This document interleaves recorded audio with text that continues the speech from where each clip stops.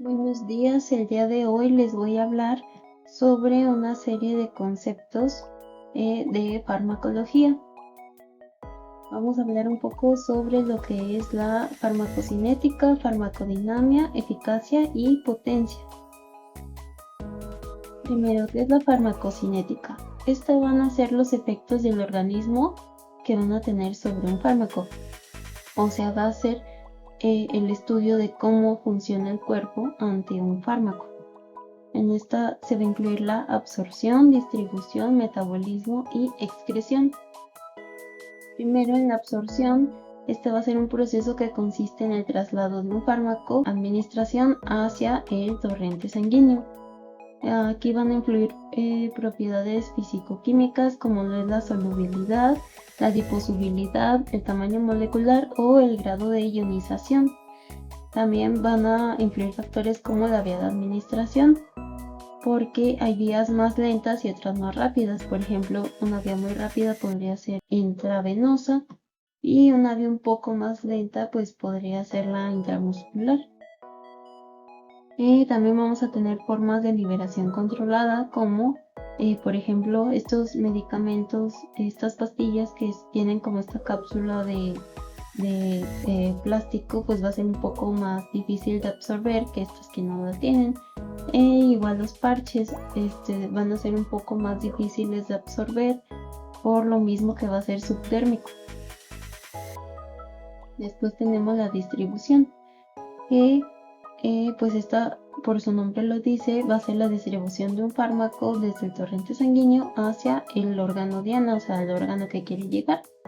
En esta va a influir la velocidad del flujo sanguíneo hacia dicho tejido. Por ejemplo, vamos a tener una distribución más eficaz en órganos que tienen un riesgo sanguíneo elevado, como el cerebro, el corazón o el riñón, y va a ser mucho más difícil de que se distribuya correctamente el medicamento en órganos que no tienen tanto flujo sanguíneo como lo es la piel, los músculos o el tejido adiposo.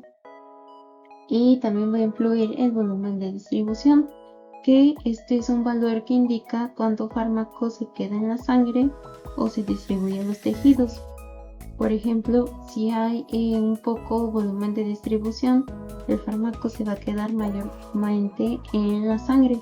¿Por qué? Porque se va a unir a proteínas plasmáticas. Esto lo que va a hacer es como atraer el fármaco a que se quede en la sangre en vez de irse a los órganos. Y si el volumen de distribución es alto, pues el fármaco se va a repartir mucho más fácil en los tejidos. Esto quiere decir que va a ser lipofílico. Después vamos a tener el metabolismo, que este es el proceso mediante el cual el organismo transforma un fármaco. Vamos a tener aquí dos fases, que es la fase 1 de modificación, que en esta el fármaco se va a oxidar, reducir o hidrolizar para que el fármaco se haga, por decir así, más pequeño y pues sea más fácil para la fase de conjugación. Y en la fase de modificación va a participar el citocromo P450, que este es un conjunto de enzimas que catalizan la oxidación de moléculas endógenas, como lo es los esteroides o los ácidos grasos. Esto para transformar fármacos más polares o hidrosolubles. Y después, y ahora sí, en la fase 2 de conjugación, pues aquí el fármaco o el metabolito de la fase 1 se va a unir con otra molécula para que esto se haga más grande y pueda ser más fácil de eliminar. Y aquí en el metabolismo van a influir factores como la edad.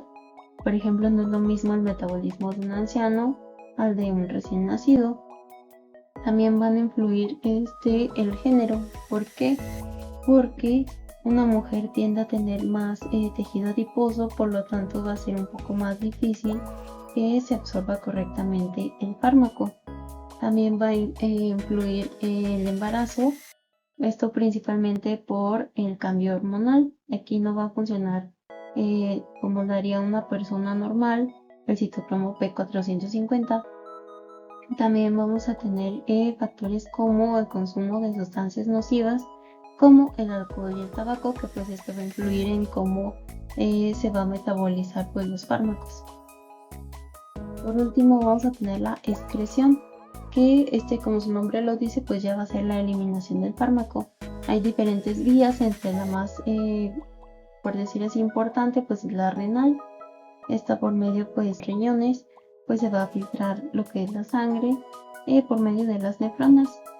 Pero también tenemos la hepática, que también es de las más importantes, que esta va a ser por medio de las heces fecales. ¿Esto por qué? Porque pues como ya sabemos, el hígado va a secretar lo que es la bilis, y la bilis se va a ir a lo que es el duodeno, y pues aquí ya va a emulsionar las grasas y pues ya se va a formar las heces fecales.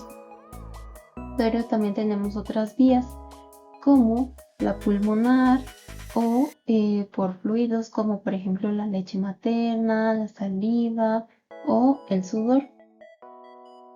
Después tenemos a la farmacodinamia, que estos van a ser los efectos del fármaco sobre el organismo. O sea, es cómo va a actuar el fármaco sobre el organismo.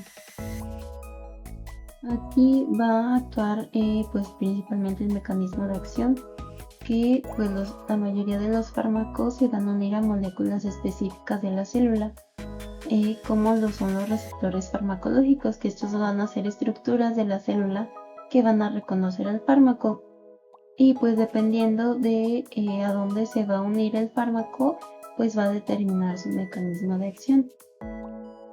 También van a incluir los agonistas y antagonistas, que entre los fármacos agonistas se van a unir al receptor por afinidad y van a tener una actividad intrínseca, que quiere decir que va, por decir así, a activar el fármaco. Vamos a tener totales y parciales. En cambio, los antagonistas lo que va a hacer es inhibir la acción del agonista.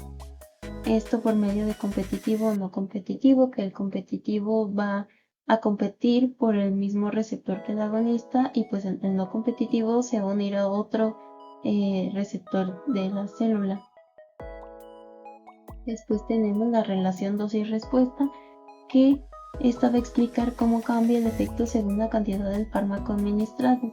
Aquí vamos a tener dos conceptos muy importantes, que es la eficacia y la potencia. La eficacia va a ser el máximo efecto que puede lograr un fármaco. Esta pues no importa si se le administra nada más dosis, porque ya no va a haber el efecto que necesitamos. Por ejemplo, en el paracetamol, esta pues no la podemos utilizar en una cirugía, por ejemplo, para calmar el dolor. ¿Por qué? Porque si le administramos una dosis más alta, pues vamos a causar una toxicidad. Y también tenemos a la potencia, que esta va a ser la cantidad del fármaco necesaria para producir el 50% del efecto máximo. Esto quiere decir que entre menos dosis se necesite de un fármaco, va a ser más potente. Y por último tenemos los efectos del fármaco, que en esta pues lo que queremos lograr es un efecto terapéutico, esto con una dosis efectiva. Aquí también se puede incluir lo que es el efecto secundario, que pues no va a ser deseado, pero pues se va a esperar que cause en el fármaco. En cambio tenemos el efecto adverso, que va a ser un efecto que no se espera ni va a ser deseado. O sea, va a ser impredecible. Esto debido principalmente a factores genéticos. Ya después, si nos pasamos de la dosis terapéutica, pues podemos lograr un efecto tóxico, que pues esto puede causar más daño e incluso llegar a un efecto letal.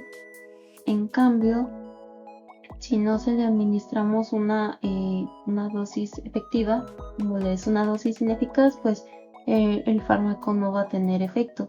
Por ejemplo, aquí se puede ejemplificar con lo que es los antibióticos, como la penicilina, que si no se le da la dosis adecuada, pues va a causar una dosis ineficaz, que quiere decir que pues no va a causar un efecto, y pues por lo tanto el paciente se va a hacer resistente a esta medicina. Es por eso que es muy importante darle una dosis efectiva.